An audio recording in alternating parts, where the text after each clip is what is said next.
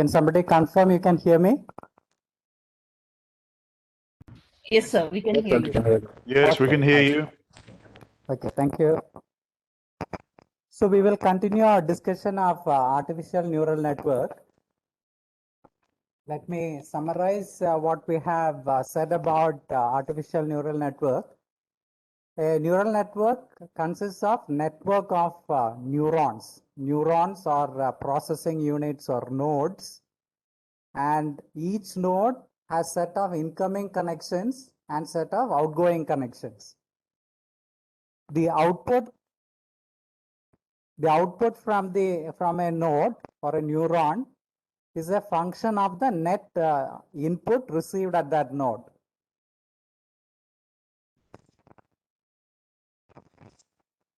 So this is how it is schematically. So the net input coming at the node can be calculated by summing over all the edges or the connections, incoming connections, and the output is computed using in two stages. We call it as activation function and the output function. Now today, if you when you read, you see that people mix between these two terms, activation and output. Traditionally, activation is the net sum of the input, and the output is a function of the activation. But here, these days, people don't make this distinction. But anyway, so we first calculate what is the activation level of a neuron, and the output depends on the activation level. The simplest output function is an identity function. That is, the output is equal to the activation level. But you can have more complex output function. One is the threshold function, which you have seen. Unless the activation exceeds a certain threshold, there is no output, it is 0. And once it is exceeded, you can have an output, let's say an output of 1. So you can have a step function as an output function with a certain threshold. These days, people use ReLU function, which is a rectified linear unit. It has a flat portion that is similar to the threshold function until the threshold typically 0 is achieved. You have no output. So if it is a negative value, you don't have any output. And once the threshold is reached, you have a linear function. So that is a very popular activation function, output function, which a lot of people use for neural network.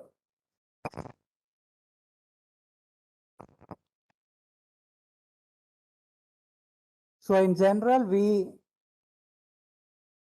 arrange all the neurons into layers. So we have the input layer, which represents the input variables. Output layer represents the output variables. And in between, you can have 0 or more hidden layers. In the case of the original perceptron network, the first neural network that was proposed, there was no hidden layer. All the output nodes were directly connected to the input layer. So that was the original the perceptron network. We'll see that it can represent only certain kinds of relationship. But today, we have multiple hidden layers, and each hidden layer, we have multiple nodes. So this is how a 4-layered network might look like. So you can see it is fully connected from every node in the input layer. You have a connection to every node in the hidden layer. So this is called as a fully connected network. So we saw this example also. This is a simple perceptron network with 2 layers, the input layer and the output layer.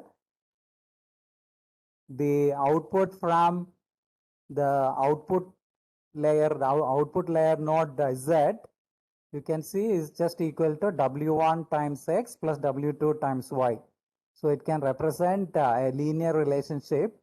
And if you have a threshold function, it doesn't produce any output unless this activation is greater than a threshold. I didn't mention about the bias. Every node can also have a bias term. That is, if you have a bias term, the output from the node is non-zero even if there is no input. Normally, unless there is an activation, there is an output. But with a bias term, the node can produce an output even if there is no input coming to that. That is exactly why it is called as a bias. So we saw this example also. This shows, how you can represent a design problem. So you have set of design parameters which we discretize into binary variables. This is also a very common strategy, converting everything into binary variable, which take 1 or 0. So the conditions, whether span is large or small, we convert it into two different nodes, which can take either 1 or 0. Similarly, whether the shape is square or rectangle, that's also represented as two binary variables represented by two input nodes. And the output, again, we have three possibilities: one way, two way, and waffle. We represent these by one output node in the output layer, one output node corresponding to each output. And the way we interpret it is probably the one which has the maximum output, that is taken as the solution. So in this example, if we saw that the waffle produces maximum output in the case of large span and square shape, it has a value of 2.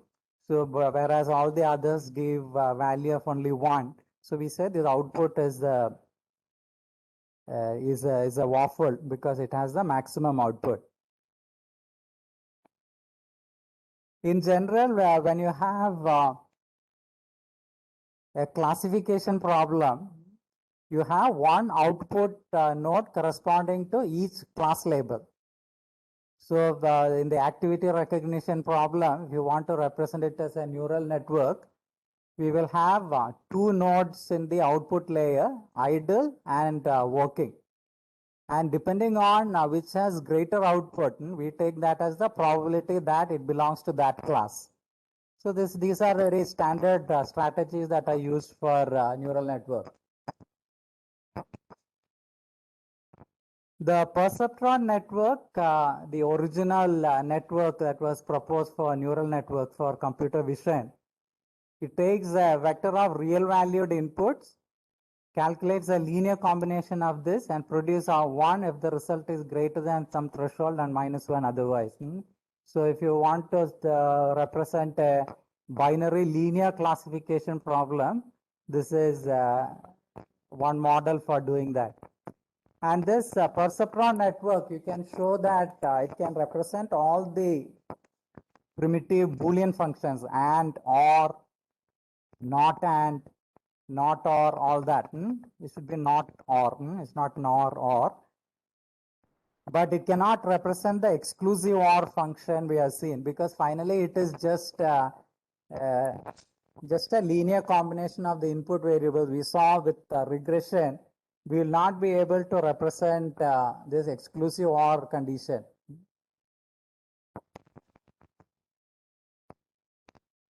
Now, we are more interested in nonlinear relationships.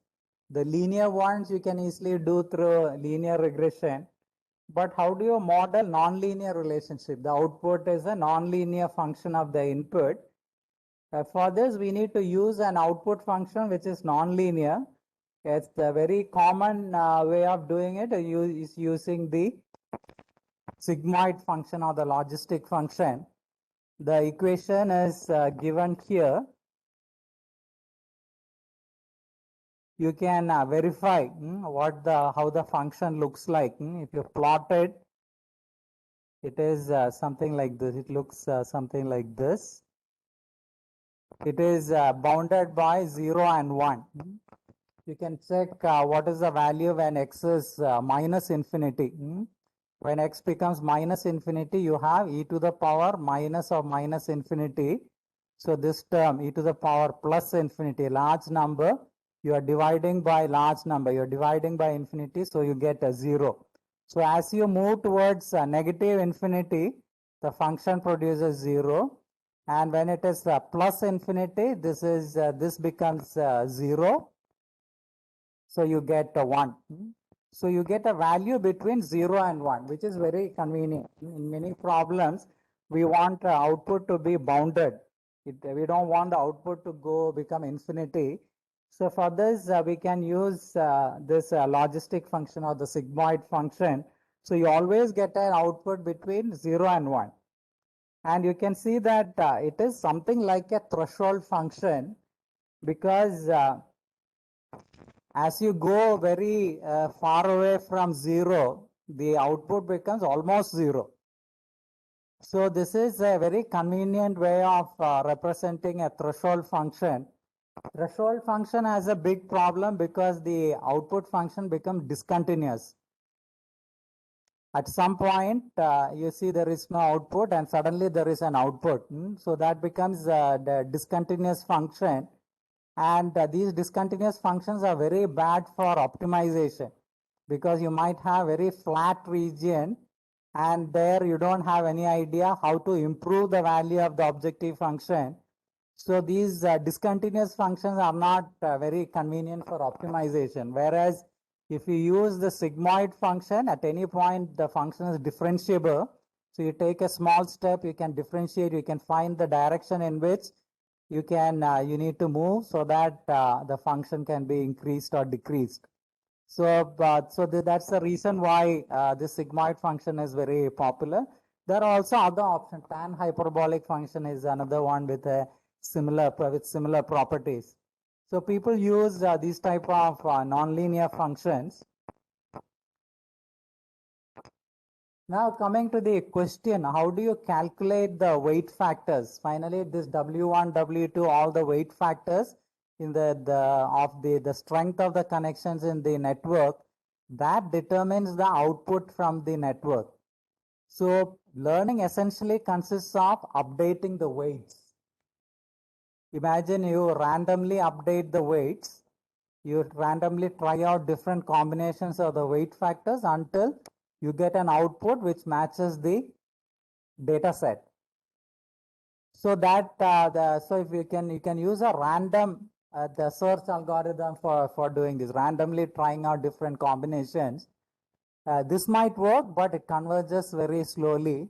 So a better way is to have a systematic procedure to update the weights instead of randomly trying out the weights. So we saw one the method for doing that. That is for the perceptron learning algorithm. We saw that there is a heuristic that was used, which was inspired by biological neural network. So that is one of the algorithms for updating the weights is called the Hebs rule. Then there are other rules, Hopfield's rule. This Wittroff rule is also very popular. It is basically it is just gradient descent. You compute the gradient of the objective function and move the weight factors in the direction of decreasing gradient. So that's also called the Adeline algorithm. It's very popular. This is a very important optimization method for neural network. So these are basically heuristics meant to produce the required output from the network matching the data set.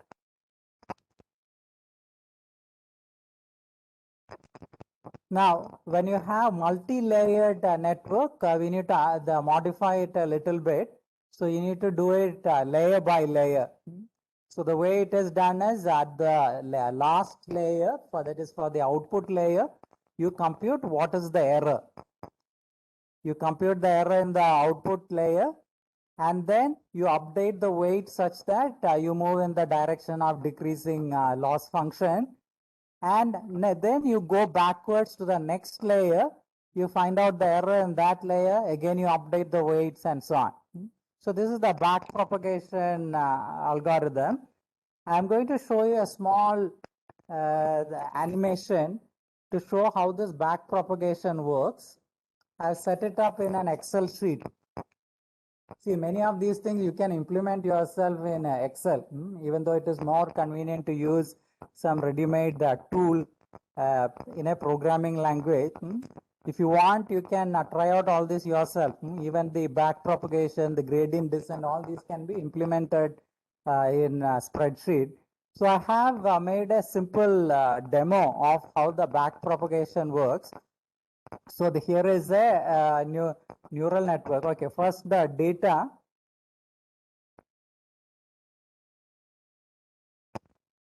Can somebody tell me what is this relationship? I have put some relationships here. Some x1, x2, and y. What The is OR this gate. relationship? It's OR gate. If any of the input is 1, output is 1. OR gate. Right. It is an OR relationship. So we'll see how the back propagation works to learn this relationship.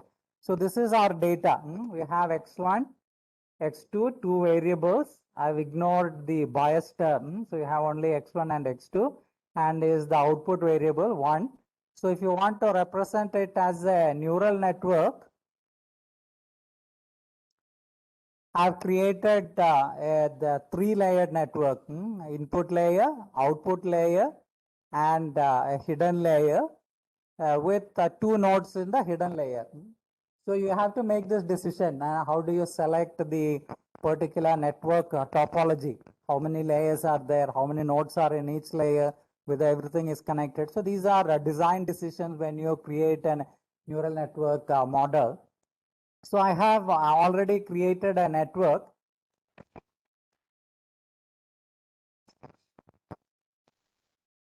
Okay, so we have here we have. Are you able to see my cursor, mouse pointer? Are you able to see it in the Excel sheet? No, I sir. think it is not No, visible, sir. right? Okay. No, sir. Okay. Let me see, but I think Excel won't show it. Okay, that doesn't matter. I'll just highlight it here. Okay, so this is my variable x1. So I have put that value here. One as for the first variable. Okay, let me start from the beginning.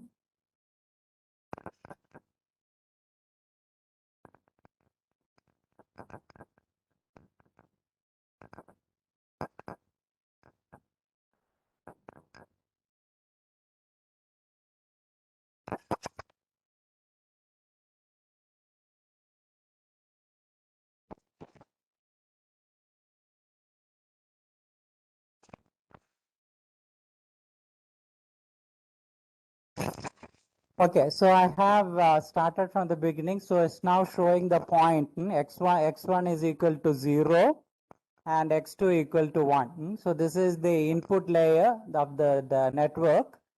And you have the hidden layer with two nodes O3 and O4, and output layer with one node O5. I randomly labeled it. And to start with, I put weight factor of 1 for all the edges, all the connections, strength of 1. Now, with these weight factors, you can do this calculation yourself. Find out what is the output from the output node O5, which is easy. You can see for this node, we have x1 equal to 0. Output, the weight factor is equal to 1. So the output from this node will be 0. From this node, it is x2 equal to 1. Weight factor equal to 1. So you get 1 here. So the net activation level here is 1. So that is the output from this node. So that has 1. Similarly, if you look at this one, again, the output will be 1 because this is 0, this is 1 with weight factor 1. So when it comes to this node, you have 1 coming from here, 1 coming from this edge. And so the net output is equal to 2. But the actual value is 1. For this data point, when you have 0 and 1, the actual output is equal to 1. So there is an error of 1. You want to get an exact match with the actual data set. So here you get an error of 1. So now we can do the back propagation. So I've written a small VBA program, a macro which can do the back propagation. So the way it works is you have an error of 1, and you distribute the error proportional to the weight factors. Okay, so you adjust the weight factors proportional to the current value, just like in the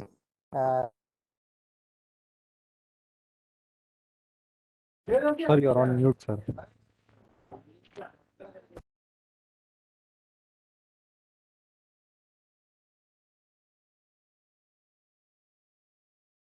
So we lost Hello, your no voice. audio. No audio, sir.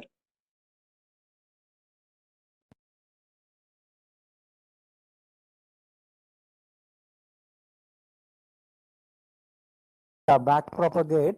So now also there is also mentioned there is something called as a the learning rate. I have put the learning rate as 0.01, I think.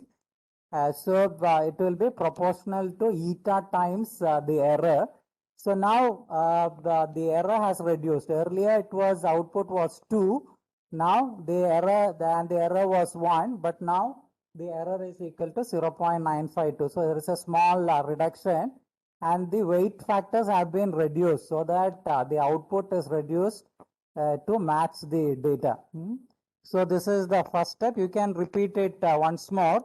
So you can see the weights have been updated proportional to the output going through that element. So if I do this one more time, you can see the output is continuously getting reduced because the weight factors are reduced. This is basically a gradient descent.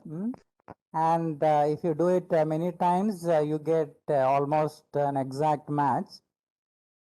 And this is proportional to the learning rate. I put a very small value for the learning rate, so it is updating very slowly, which is very important because otherwise it can result in oscillation. In any optimization using gradients, oscillation is a big problem. So unless you do it very slowly, so you can see it is it is getting reduced. Now you take the next point. So typically in back propagation, you do this multiple times. You don't try to make it 0, but you keep doing it, and you do it point by point. So now I'm going to take the next point. Okay, so next it has taken the point x1 equal to 0, x2 equal to 0, and the actual output is 0. And let's see what is the output produced. In the output produced by the network is 0.73. I forgot to mention these two nodes. O3 uses identity function. O4 uses the constant output to represent the bias term. If both O3 and O4 use the same function, then that is almost redundant. It doesn't make any effect to the network. You don't need this extra node. So there should be some difference.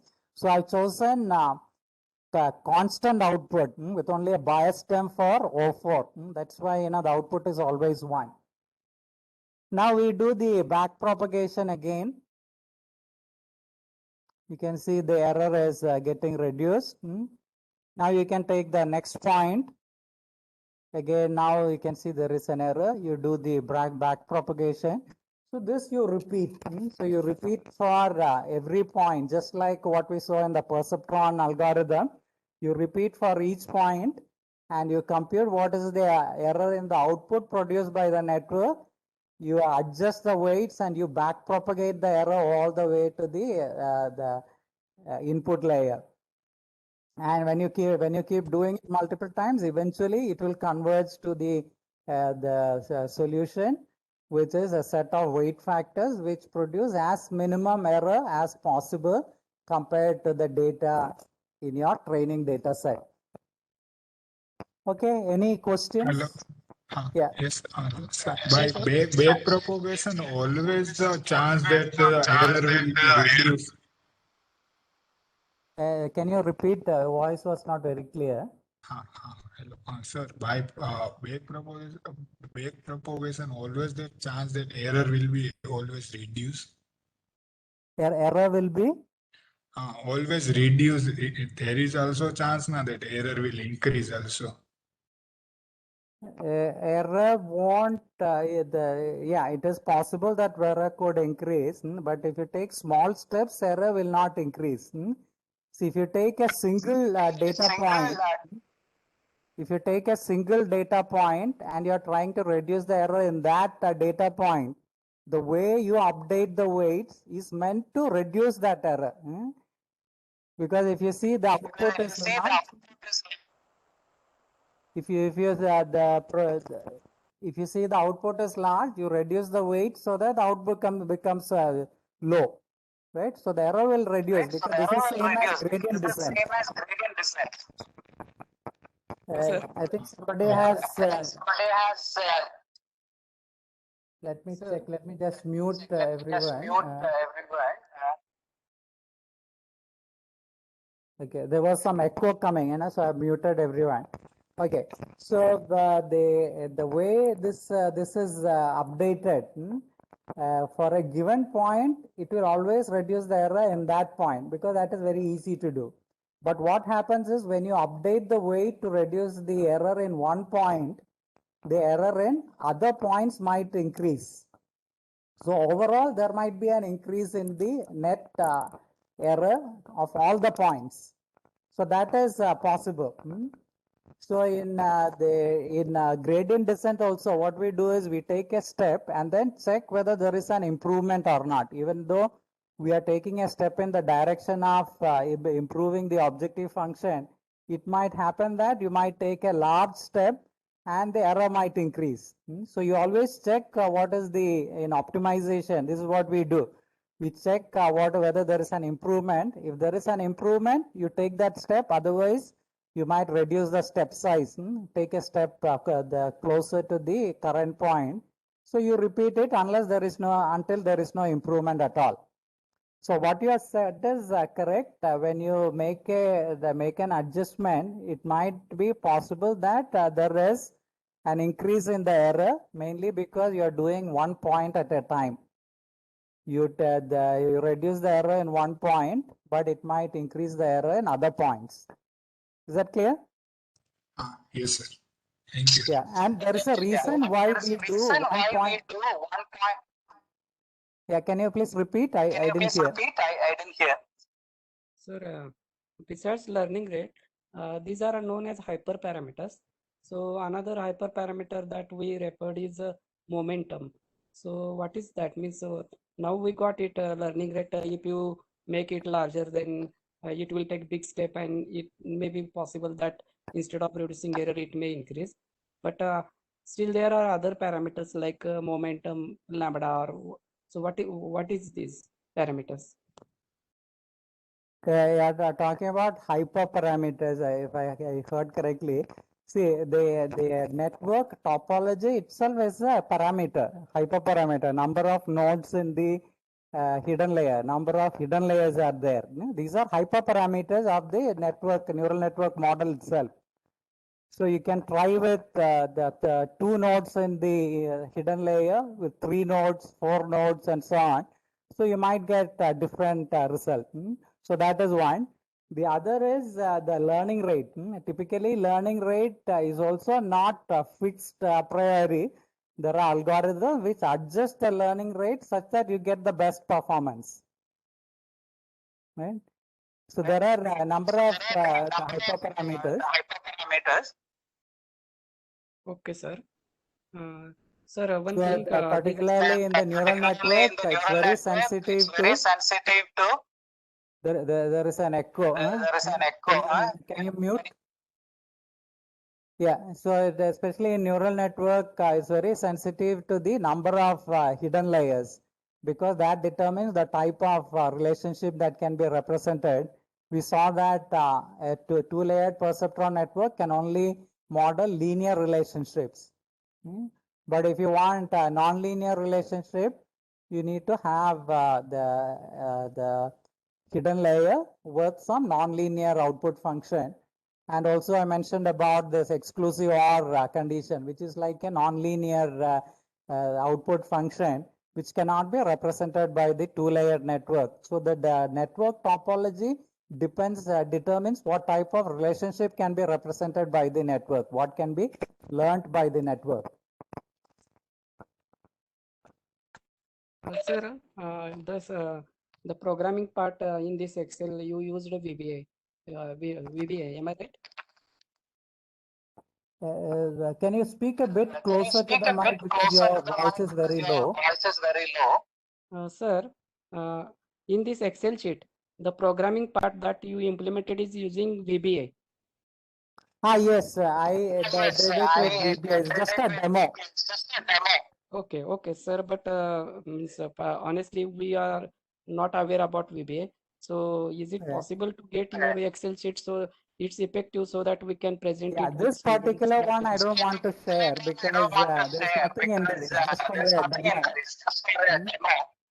And it's also VBA macro. You know, when you upload it, again it will complain that there is a macro and all that.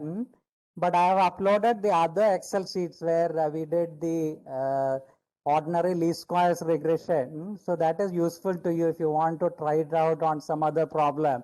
But this is just to demonstrate how the back propagation works. So I don't want to upload it. There's no value in that. It's only for a demo.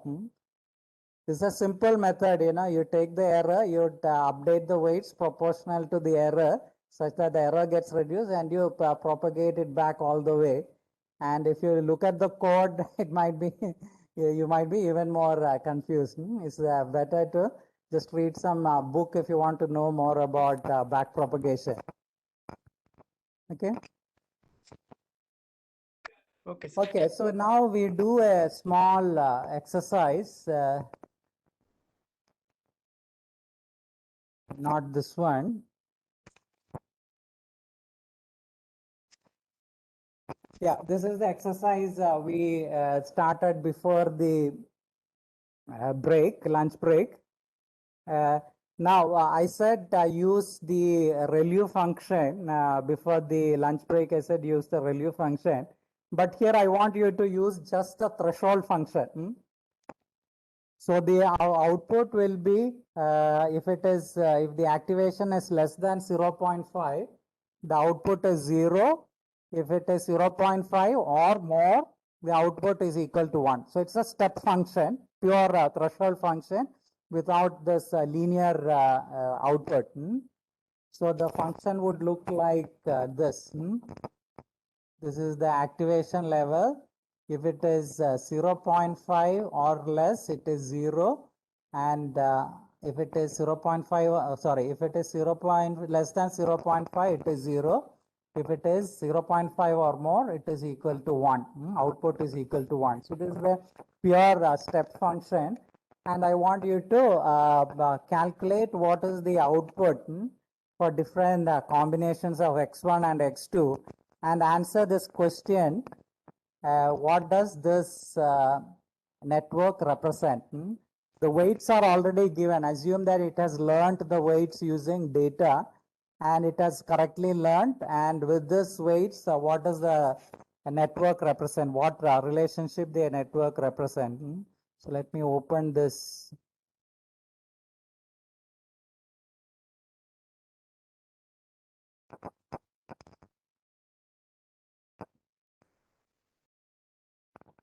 Yeah, that's all you have to find out what does this network represent, whether it represents an AND condition, OR condition, exclusive OR condition, or none of the above. So spend some time, you need to do some calculation, try out different values for x1 and x2, 1, 1, 1, 0, 0, 1, 0, 0, and answer this question.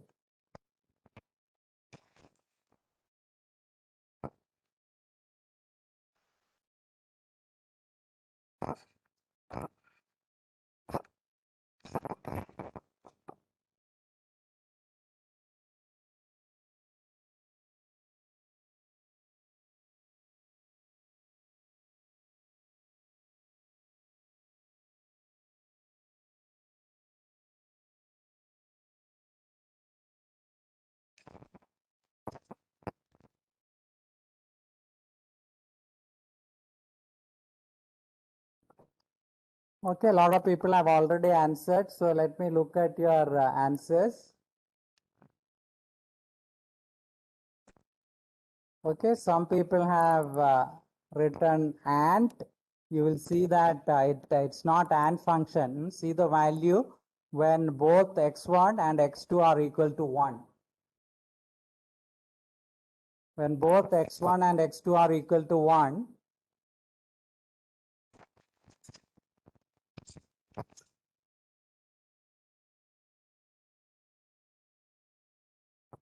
this weight factor is -1.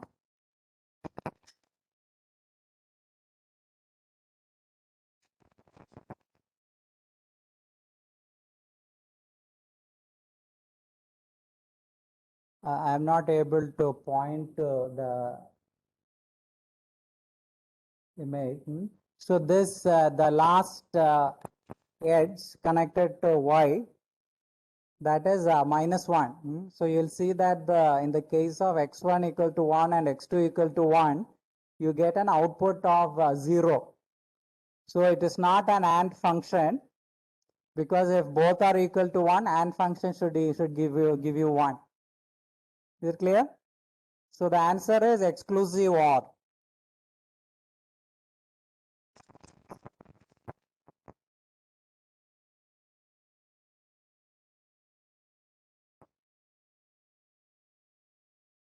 Okay, so 1/3 of the class has written correctly. The answer is exclusive OR. Now I took this example mainly because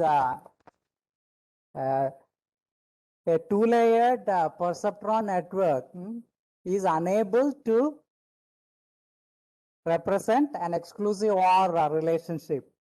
And people say that you need nonlinear functions to represent exclusive OR relationship. But what I have shown is you don't need the nonlinear function. See, we use only the linear function with a threshold. In a way, that is nonlinear.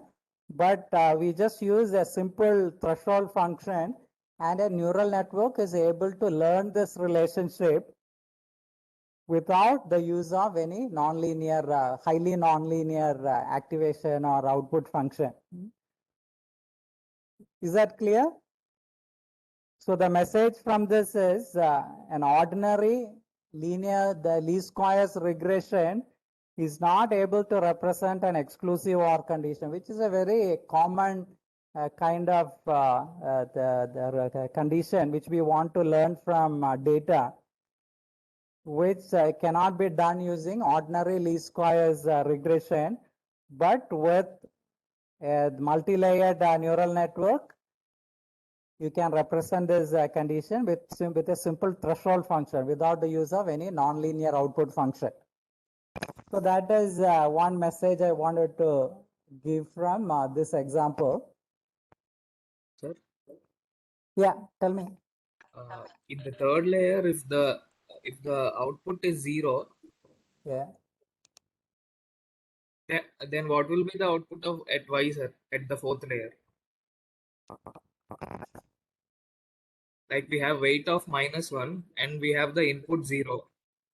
Yeah, I said a threshold function. So if it is anything less than 0.5, output is 0.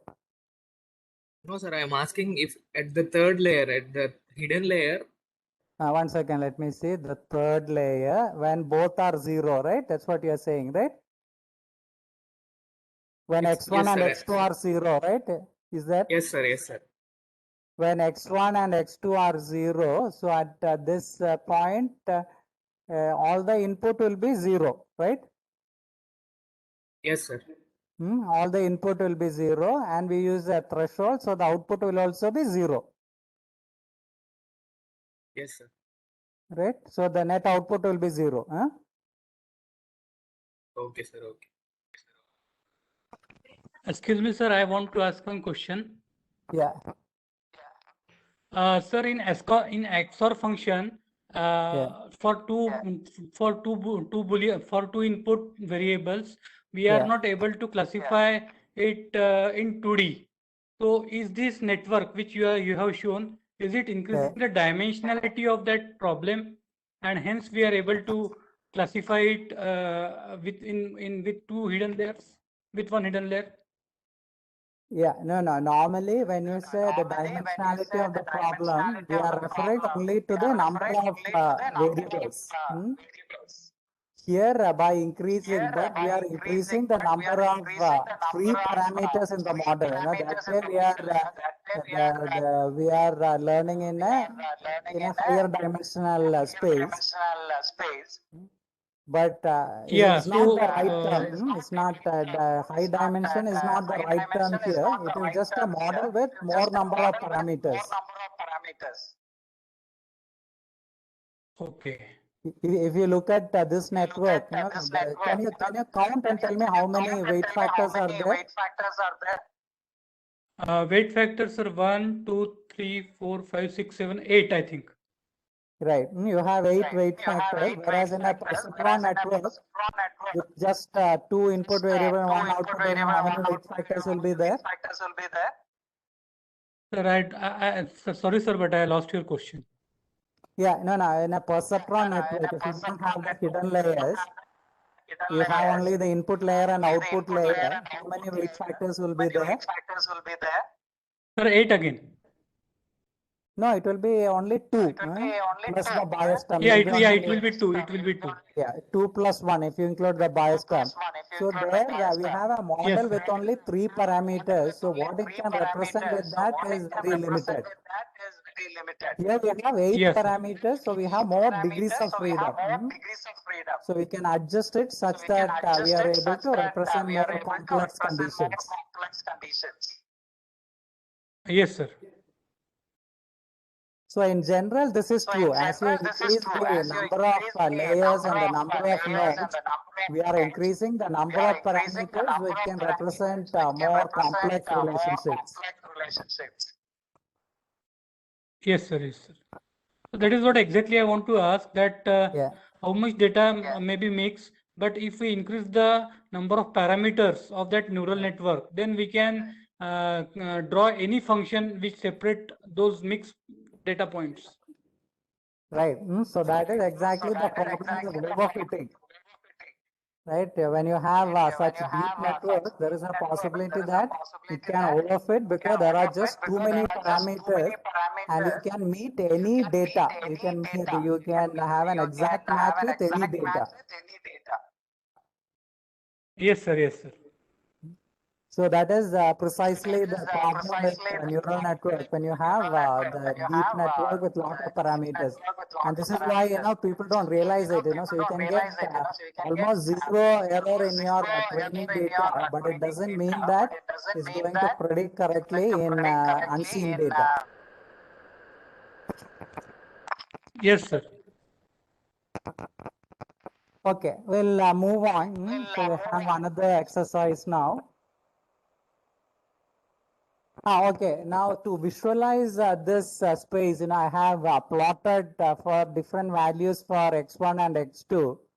So this is how the output looks like for different combinations of x1 and x2.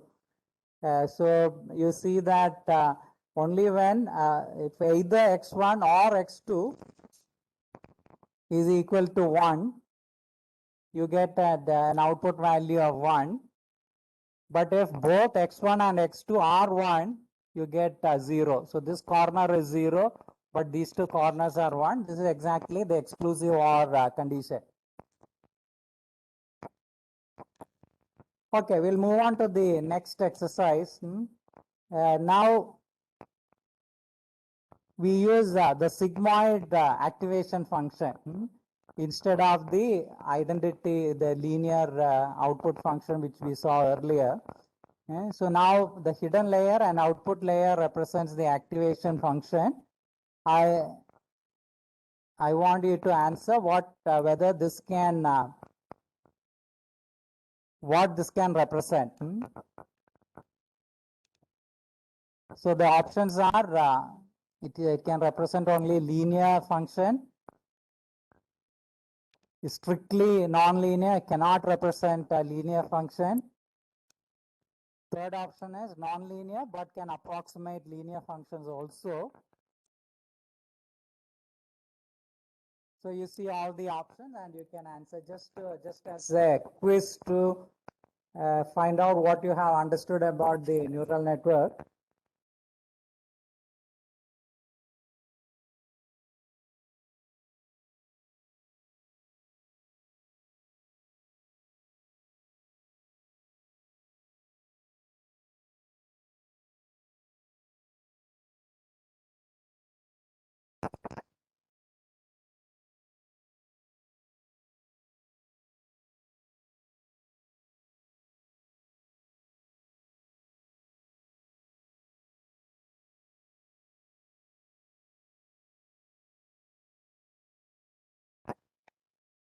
So I'll wait for some more time.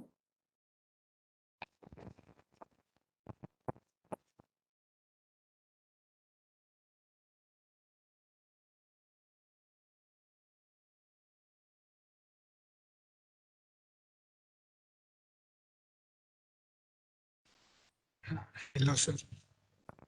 Yeah, Sir, instead of the PCA, we can use the this neural network to classify the points for the can you speak a classification. bit louder where your voice was not very Ah. clear? Sir, instead of our PC algorithm for classification, we can able to use this artificial neural network for that classification. Okay, so I understand the question is whether we can use neural network for classification instead of PCA, right? Yes. Right. No, definitely you can use neural network for classification. Yesterday somebody asked the same, whether it's the same as logistic regression.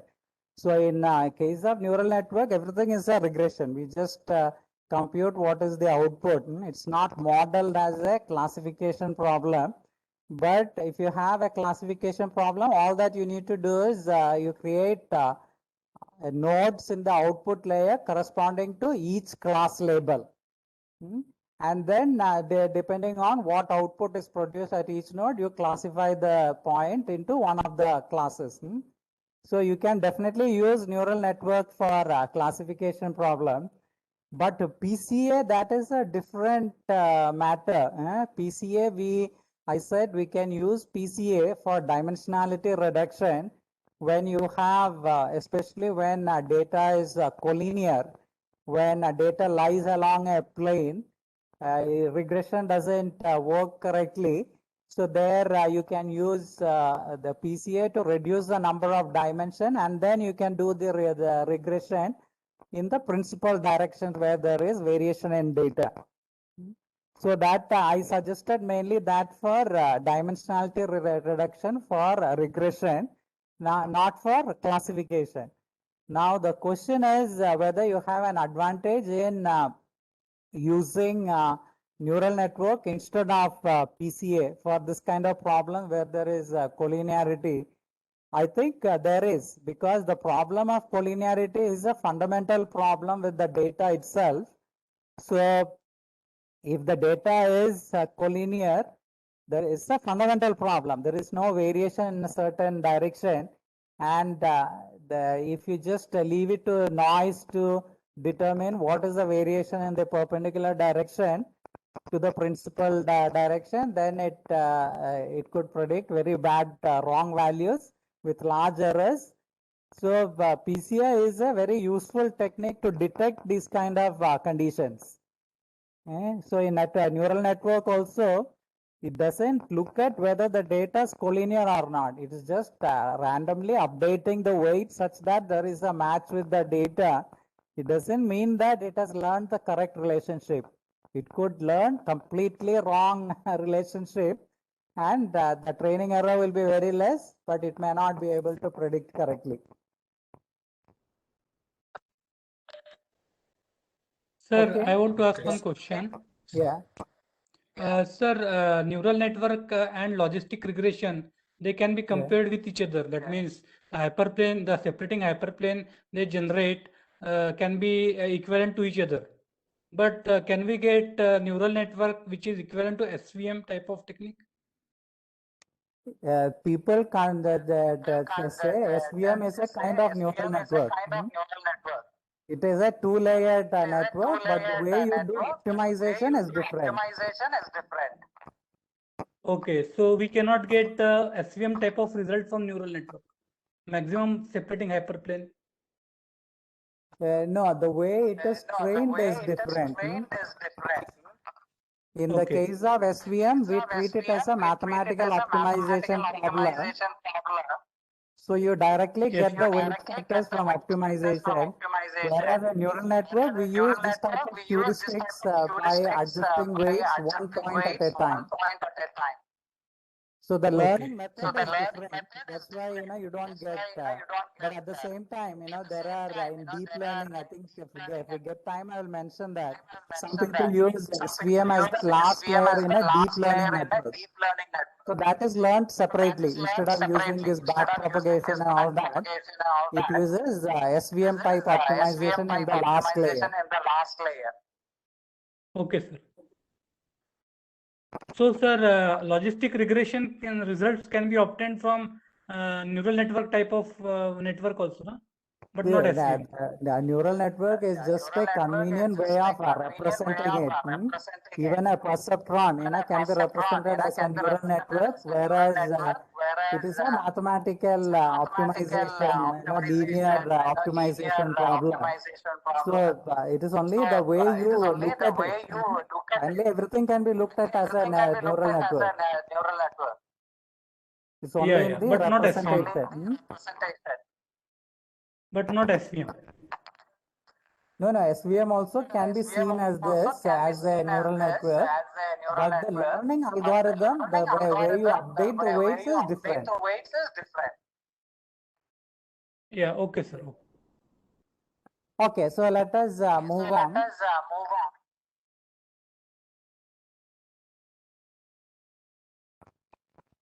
So as I mentioned, neural network can be used for regression as well as classification.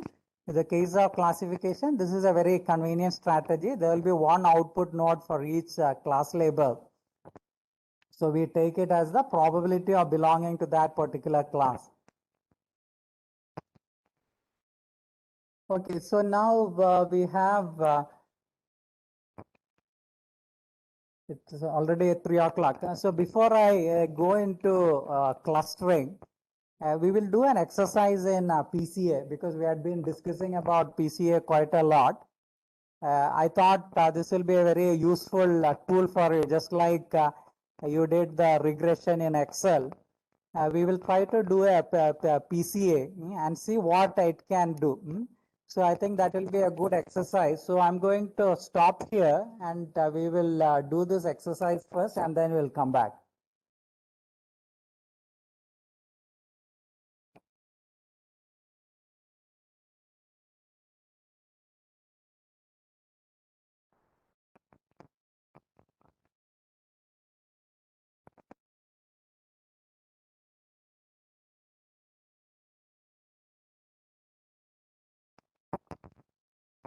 This is all linear algebra. So those who have forgotten what you learned about linear algebra in school, I need to refresh a little bit, but I thought it is still important. Initially I thought I will skip this because there is a little bit of mathematics involved, but it's not that complex mathematics, and now we have only about 110 people. So I thought if it's a big class, I'll be hesitant to do this. But since it's a smaller class, I thought it's still possible to cover this. So what I have done is, the same example which I showed in the morning.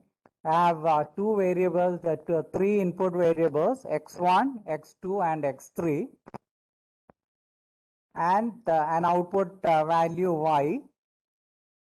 And I have artificially created the value for y using a simple relationship, sum of x1, x2, x3, and a bias term which is 2.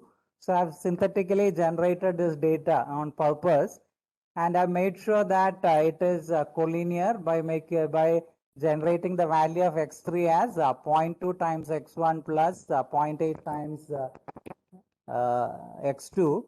So there is a collinearity in the data which you don't easily see because it is in multiple dimension. Okay, so we saw in the morning, if you try to invert it, the covariance matrix is singular because data is collinear, so you cannot do the regression. Even if you can do the regression because of the numerical errors, you get absurd results. It will learn, but it will not predict correctly. So now how do you handle this kind of situation? So this is what I was discussing earlier about using principal component analysis. So I'll show you how you can do this in Excel. Okay, so I have included the bias term here. So it's the same data and added 1 to the last column to represent the bias term. And I have calculated X transpose X like we did earlier using the multiplication of X matrix, transpose of X matrix with itself. So this is X transpose X. And like we did in the morning, X transpose Y, which is the right hand side. So I've done all that. So I've used the mdeterm function. All the matrix functions start with m in Excel. So this is the determinant of the matrix. Right. So this is the determinant of this matrix X transpose X. So that is 10 to the power minus 15. It's not exactly 0. It's a small value because of some numerical errors in the representation, in the floating point representation. Now, if you want to do this PCA, the first step is you center the data. So the mean for each column should be equal to 0. So you can easily do this by subtracting the average of each column. So take each data. So I've taken this data A9 and I subtract the average of that entire column. So this is the same data, but which is centered with 0 mean. So this is now my new X matrix. It's just translated. Every axis is just translated such that the mean is at 0. So this is my X matrix. Now for PCA, we don't use that bias step. We use only the original variable. So this is my centered value for X1, X2, and X3. These are just centered by subtracting the mean. You have the same number of data points. Now for this data, I just calculate what is the mean. So everything has 0 mean. Calculate the standard deviation. So that value is here, the variance is here. Just for checking, I compute all these statistical parameters, standard deviation and the variance. Now, I said if you take X transpose multiplied by X, you get the covariance matrix if the data is centered. So for the centered data, I do the same X transpose X. I multiply the transpose of this centered data with itself. So I get the covariance matrix. So I wanted to examine this covariance matrix. What does the first element of this matrix represent?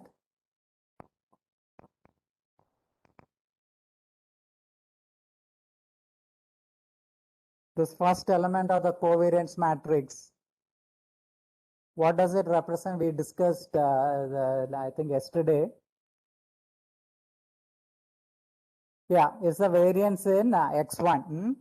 So you can see, I compute the same using the Excel formula for standard deviation. So this is standard deviation of this column. And this is the square of that. So the variance is exactly 0.3, which is what we get by taking X transpose multiplied by X. Similarly, this the second diagonal term, you can see it is the variance of X2. And the third diagonal term is the variance of X3. So the diagonal terms in the covariance matrix, is nothing but the variance for with respect to each variable. Now, the non-diagonal terms, this is the first row, second column. What does it represent? In the covariance matrix, second column, first row, what does it represent?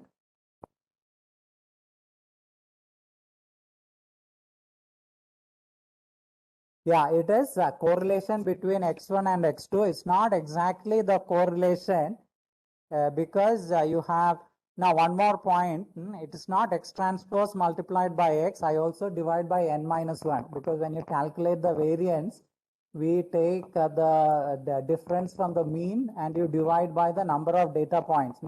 So you have to divide by n minus 1. That's how you get the covariance matrix. And correlation is this covariance divided by the standard deviation with respect to each variable. So if you just divide the 0.15 with the standard deviation of variable 1 of x1 and standard deviation of x2, you get a value between 0 and 1. So that is the correlation value.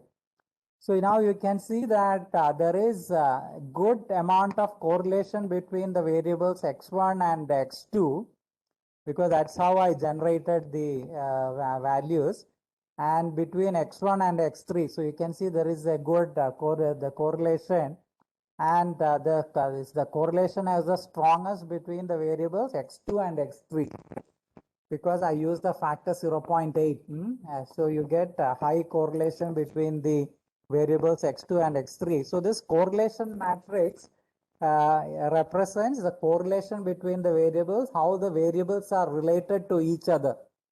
So if you have a very high correlation, it means that there is some relationship between the variables in your data set. By the way, this is also an unsupervised learning method, computing the correlation. Correlation determines the relationship between variables. So you can see that the correlation coefficient clearly show that there is a relationship between the data points. But still, it doesn't clearly bring out the idea of collinearity. So now to do that, we find the eigenvalues. So these eigenvalues are nothing but the variances in the data. The eigenvalues of the covariance matrix is nothing but the variance in the data, which you can see. Now, how do you find the eigenvalue? Now, you may not remember how you did it in linear algebra. So, the general equation is Ax equal to lambda x. You write it in this form. Just a minute, let me just write it down.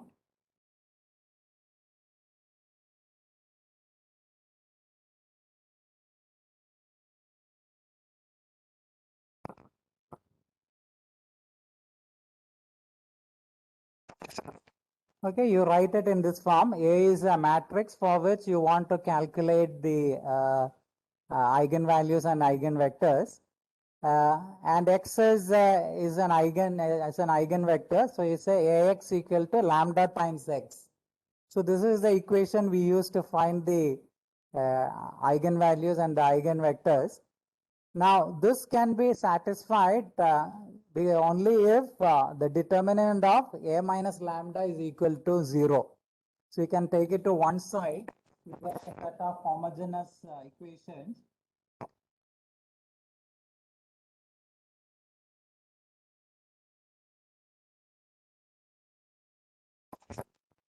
So this is how you write it, A minus lambda. So what happens is all the diagonal terms will have the lambda term, and you get an equation, homogeneous equation. To get a solution to this, determinant of A minus lambda should be equal to 0.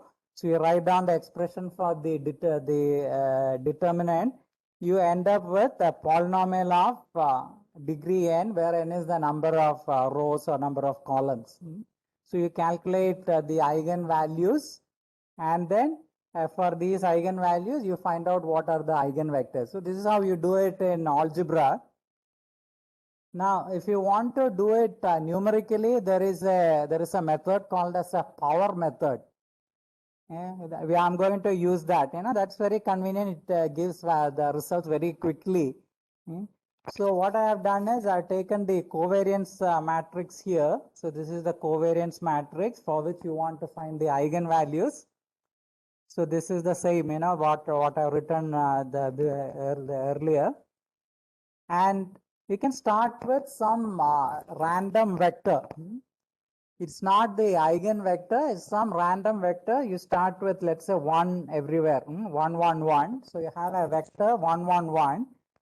And if it is an eigenvector, if you multiply A with this vector W, you should get lambda times the same vector. That is the definition of an eigenvector of a matrix.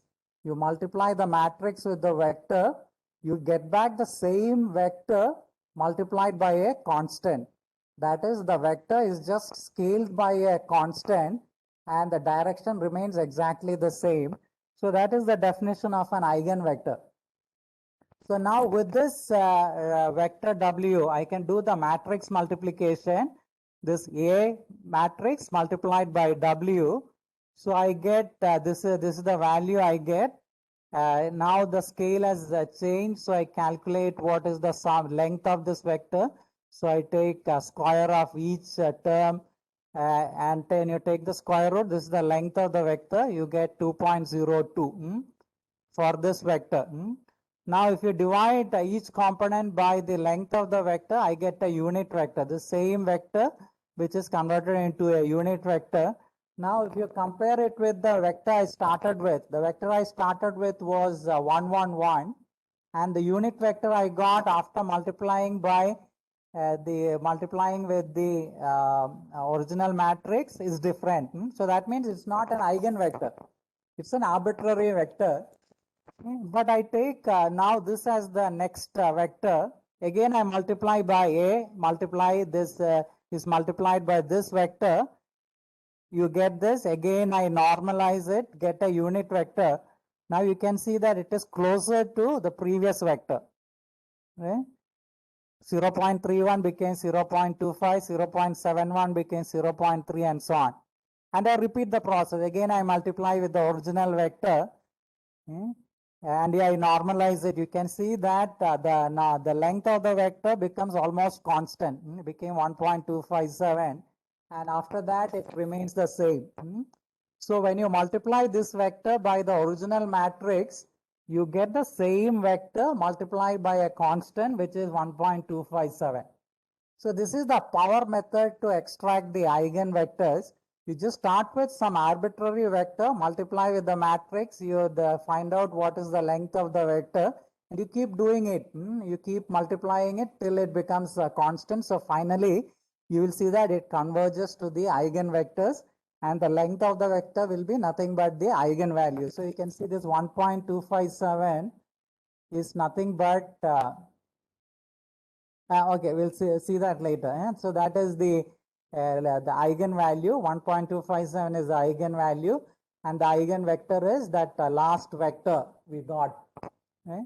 So this is the power method to find the eigenvectors, and these eigenvectors are nothing but the principal component. So this power method finds the first principal component, that is the direction which has the maximum variance in the data. That is the first principal direction of the data, and this eigenvalue is nothing but the variance in that direction. Any questions so far? The procedure for computing the eigenvalues and eigenvector, is it clear to everyone? It's clear, sir.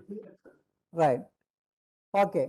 So once we have found the eigenvectors, these are nothing but the directions where you have maximum the variance. So now we can rotate the coordinate system. You can define new variables which are aligned in the principal direction. So you can find out the coordinates in this rotated coordinate system.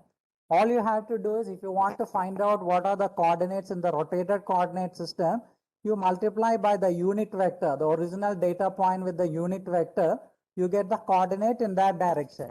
So all you need to do is, if you want to find out the rotated coordinates, you multiply the original X matrix with this unit vector. So these are the coordinates in the rotated coordinate system that is aligned in the principal component direction. So you see that these are the value. This is the value for the first variable. This is the value for the second.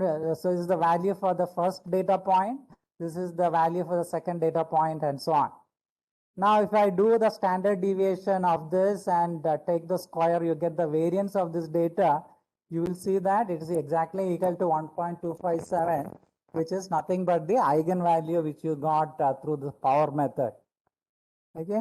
So to summarize what I said, if you have data which is collinear and you want to reduce the number of variables, the thing you can do is you can do this principal component analysis, and effectively what you are doing is computing the eigenvectors, which are the directions, which are the principal directions where there is maximum variation in data, and you can rotate the coordinate system in the direction of the principal the components, and you can calculate coordinates in that direction, which you can take as new variables.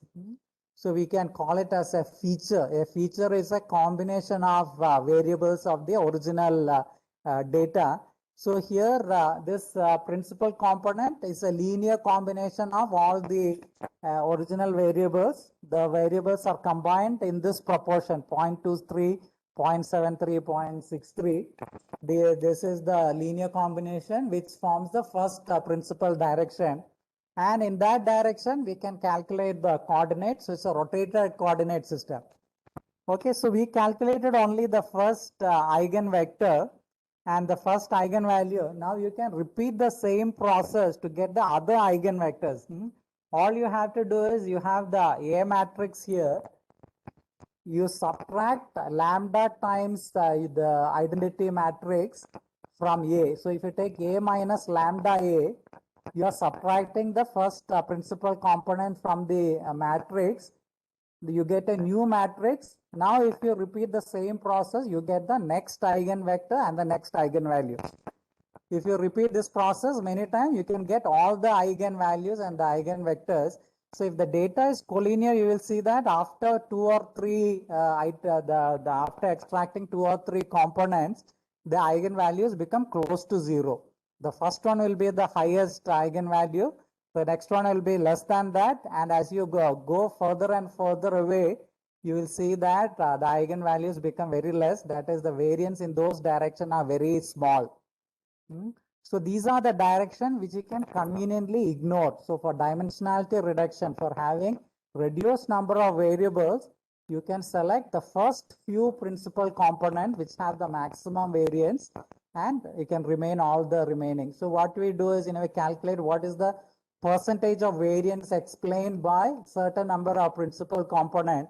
If it is more than some 90% or 95%, it means that all the remaining variables can just be ignored. You don't need that. So in your original data set, you might have 1,000 variables, but you might select only maybe 2 or 3 principal components where you have maximum variance. All the remaining direction can be just ignored. And you can, using these variables, you can perform a regression, not just regression, any machine learning algorithm can be repeated using these features, which are derived variables, which are more reliable. And when you do that, you'll see that now you don't have the problem with collinearity. It learns correctly. Regression will be more robust, and so on. Okay, so this is what I wanted to convey to you. Any questions about this? Yeah, sir, I want to ask one question. Sir, we can use PCA for image compression, grayscale image compression, right? Yes, you can, because you are reducing the number of variables. Yes, sir. So But my question is this, that can we use color image instead of gray, and can we reduce the dimensionality? That means, can we compress the color image instead of gray image? Because color image is a box. Pardon, sir? Yes, you can. Well, what was the question? Okay. Just for the sake of others. Sir, we can compress the grayscale image with PCA. You can Right. compress the grayscale image with PCA. Yes, you can. Yeah. Yeah, but can we compress the color image also with PCA? Because color image is a box, it is not a matrix, na? What did you say? The third image? It is a cube. Color image is a cube, na? It is not a matrix. No, no. So for cube also Color image also you just separate into channels. No, you say red, green, and blue. Oh yeah, yes. So you can still repeat the same process. For each channel, you can repeat the process. Okay, but then will there not be any problem while merging those channels? No, you are just selecting the variables. So these are just so now even if you separate the three channels, it's just like three variables, and you are finding out whether there is a common vector. The combine which is a combination of all the different variables. So they become just another set of variables. So it shouldn't be any problem. Okay, sir. Okay, thank you. Okay, one question: how exploratory factor analysis is different from PCA? Exploratory factor analysis involves many methods. One of the methods is PCA. PCA is a very useful method for exploratory factor analysis. We want to find out what factors are important. So PCA is a very important way of doing it. There are other methods also for exploratory factor analysis. Yeah, CFA is also there. Correlation, CFA is even also correlation is a good way of finding out what factors are important. The other question is the eigenvector corresponding to the eigenvalue 1.257. What is the question? Aditya, can you explain your question?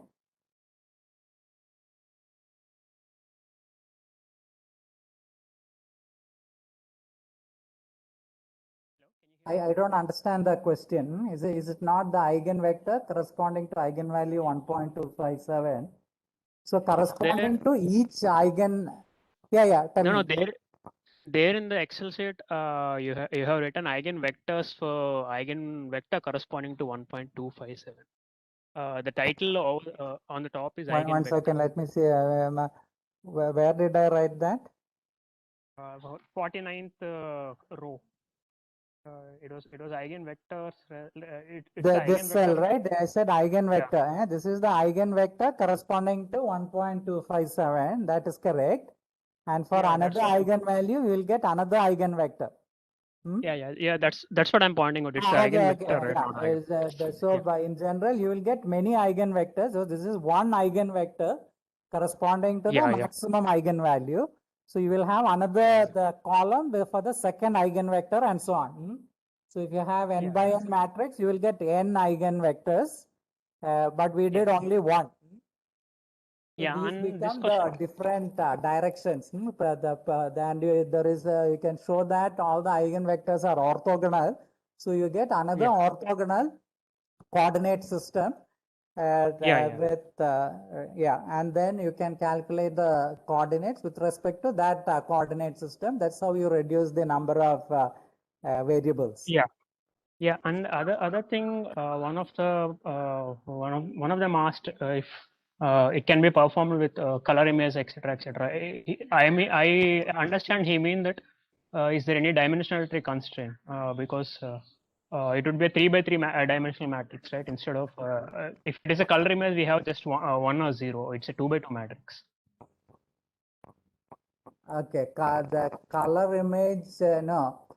See, if it is a pure black and white image, then you have 1 and 0. But it's a grayscale image, you typically have a range of, let's say, 0 to 255 or whatever. Oh, okay. Grayscale is different. Yeah, even if you convert into 3 channels, RGB, each the red can take 0 to 255, green can take 0 to 255. So again, you can have a continuous range. Yeah. Thank you, sir. Okay, any other questions?